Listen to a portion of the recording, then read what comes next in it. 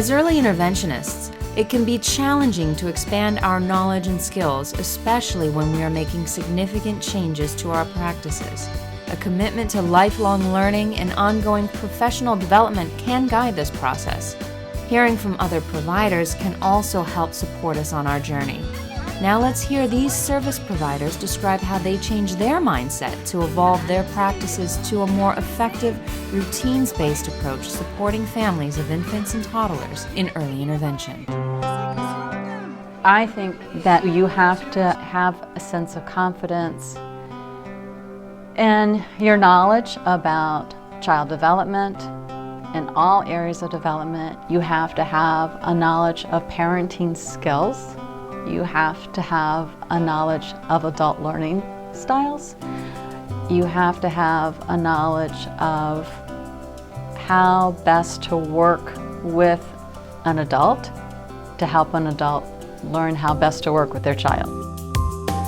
Making a switch from a medical model to a family-centered model is something that I think all of us are slowly moving to in early intervention. I don't think it's an immediate switch that you can make as a therapist, because even in our training in college or university, we often think of therapeutic activities and how to set those up, how to task analyze those so that the child can be successful.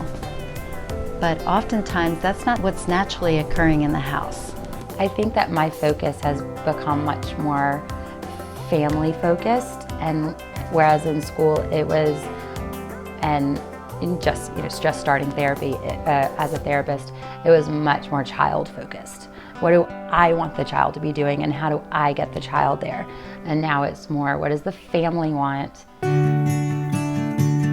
I think it just takes a leap of faith in yourself and in your skills, and to say, I can do this. And it's okay if you take the time, and if you take a few steps back and a few steps forward, and you have to work through with the family and get to know what that family needs are.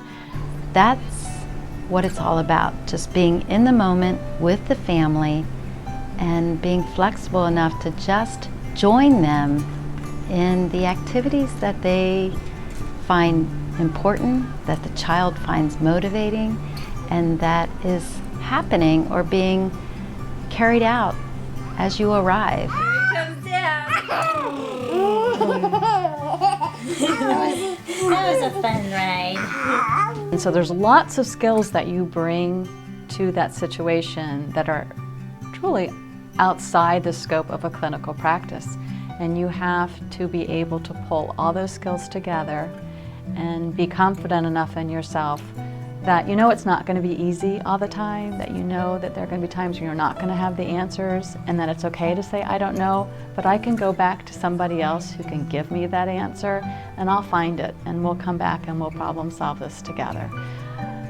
But it's a tough thing to give up that clinical role, and for myself to be known as the speech therapist and know what I could do, what my parameters were, because now the sky's the limit in terms of early intervention, and that can be a real challenge, but at the same time I find it one of the unique and very rewarding parts of being an early interventionist.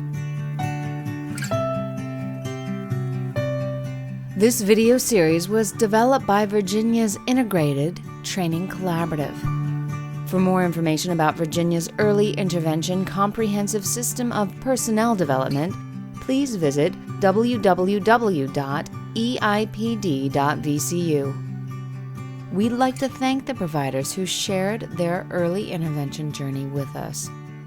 A special thank you to the many families who shared photos and videos of their beautiful children.